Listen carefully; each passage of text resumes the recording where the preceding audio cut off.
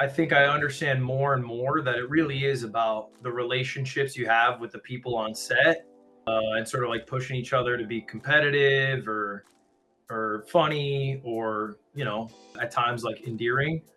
And I think that was like an evolution. Season two, I was sweaty. I was trying to win Right. at all costs.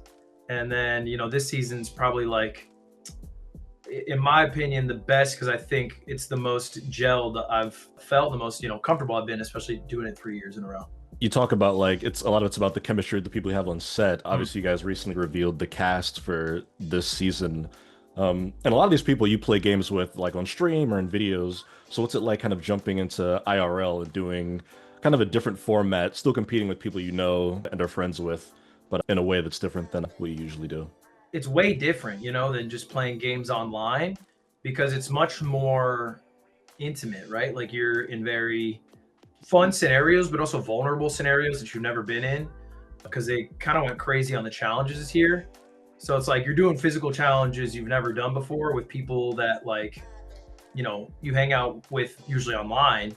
So it Yeah. kind of gives like summer camp vibes. It's like you get really close with people you go to summer camp with because you guys are going through something that you don't go through with many people.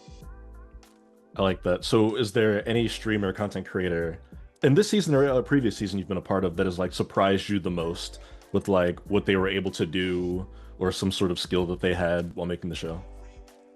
Yeah, I mean, absolutely. I think, we have like the returning members, the captains, me, Mark, and Berlizzi. And, those guys are a lot of fun because they push me a lot. They try to, Right. they're quite competitive as well. And so, I get roped into that. And then I think we all push ourselves, one up each other constantly. Got it. So I've got to mention, one of my favorite bits on the yard was when Slime gave Fuslie your Gamerhood key to the city Good. Yeah. that you all signed. So I've got to know is does she still have it? Is there like another one that's going to be on the line here? You getting it back? You like what's? Yeah, she still has it. She still has that key. That key was robbed from me.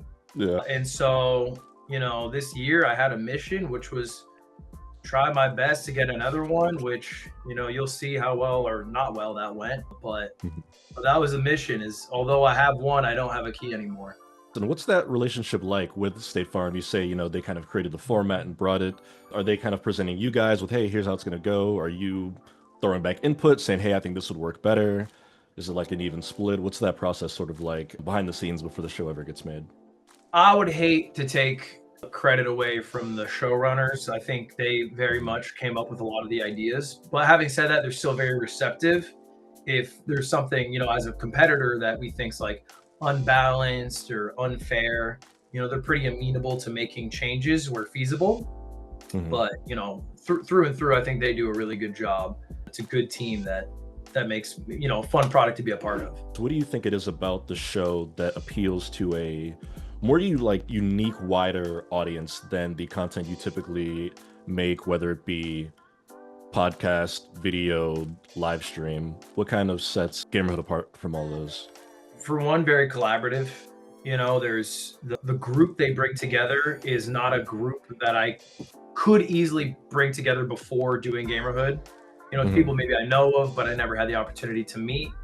And then, this year they also have guests like Kai, which was announced, which add like, a big level of energy to a show that isn't feasible when I'm just doing like a podcast on a Monday. It's not like I can, say, hey, Kai, pull up for my Monday podcast because he's usually quite busy. So I think that helps a lot.